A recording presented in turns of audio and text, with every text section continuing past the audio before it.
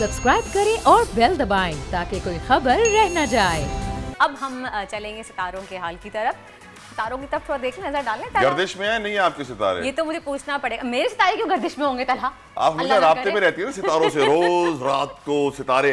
कैसे हो आप लोग? मैं राब्ते में नहीं रहती, मैं लोगों तक राब्ता करती हूँ, वो उनके राब्ते में होते हैं। सितारों का हाल या फिर टैरो कार्ड रीडिंग जिसे हम कहते हैं, वो हम गाइडलाइन के लिए यूज़ करते हैं और बहुत से लोग इससे अपनी गाइडलाइन लेते हैं तलहा। और इसमें आई थिंक कोई गलत बात नहीं है। अगर आप कुछ देख रहे हैं या बाज़ लोग ऐसे हैं जिनकी ज़िंदगी में बहुत सारी परेशानियाँ हैं या मुश्किलात का शिकार हैं, जैसे कि हमारी हुकूमत और हमारी अपोजिशन, दोनों में 36 का आंकड़ा चल रहा है और इस वक्त किसी के सितारे उरूज पर होते हैं, किसी के सितारे जवाल पर होते हैं। जैसे कि पहले कहा गया था कि जी खान साहब की, अगर आपको याद हो तलहा, आपको भी याद होगा, ये हम मई में जब शो कर रहे थे, नहीं मई में या अप्रैल में शो कर रहे थे, तो हम कुछ एस्ट्रोलॉजिस्ट ने ये कहा था कि खान साहब के सितारे मज़ीद आगे अच्छी तरफ जा रहे हैं, उनकी मकबूलियत में इजाफा होगा, लेकिन उनकी हुकूमत चली जाएगी।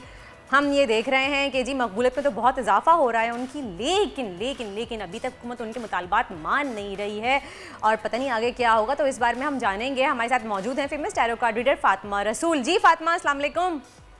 वालेकुम अस्सलाम, thank you for inviting me in your show. अरे यू मोस्ट वेलकम और थैंक यू सो मच कि आपने टाइम निकाला, अपने कीमती वक्त हमें दिया हमारे शो के लिए और हमारे सवालों के जवाबात अब हमें आप देंगी। फातिमा, कार्ड निकालेंगी? जी जी इंशाल्लाह ज़रूर।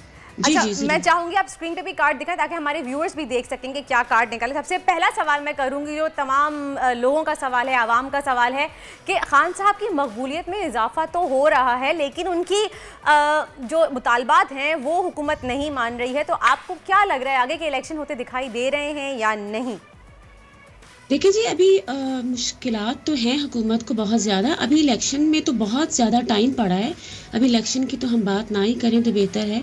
अभी तो हुकूमत को काफ़ी ज़्यादा चैलेंजेस का सितारों के हवाले से आपको क्या लग रहा है कि इलेक्शन, क्योंकि खान साहब तो डेट मांग रहे हैं इलेक्शन की और दोबारा से अगर उनका 6 दिन की डेडलाइन पूरी होगी दोबारा वो लॉन्ग मार्च पे निकल आएंगे, हुकूमत कंटिन्यूसली मना कर रही है, तो आपको क्या लग रहा है इलेक्शन कब तक होंगे?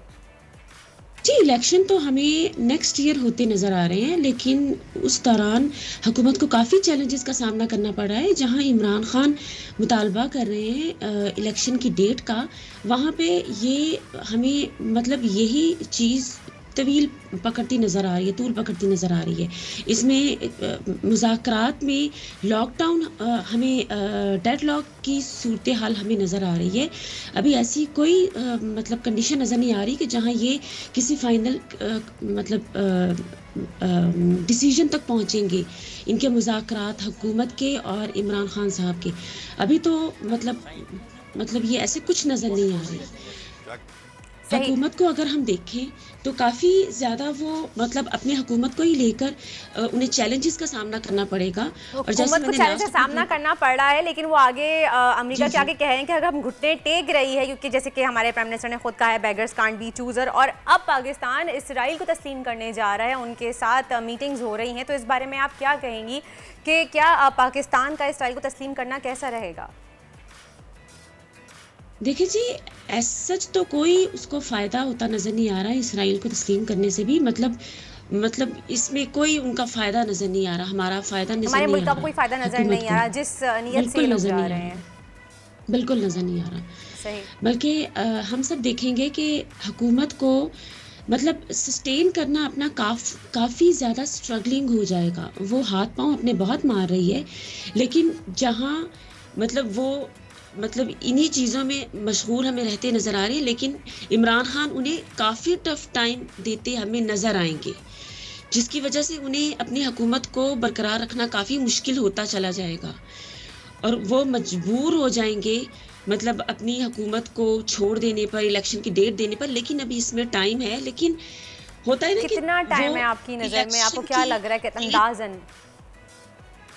अभी तो कुछ महीने पड़े हैं, मतलब नेक्स्ट ईयर हमें होते इलेक्शन नजर आ रहे हैं, अप्रैल मई में जाके।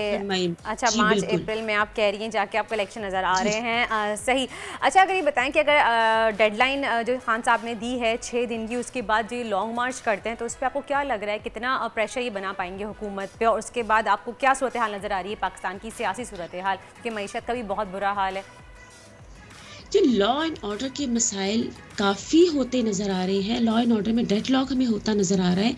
और जहाँ तक महंगाई की बात है, महंगाई तो अभी और बढ़ेगी। पेट्रोल की कीमत भी हमें बहुत ज़्यादा बढ़ती नज़र आ रही है।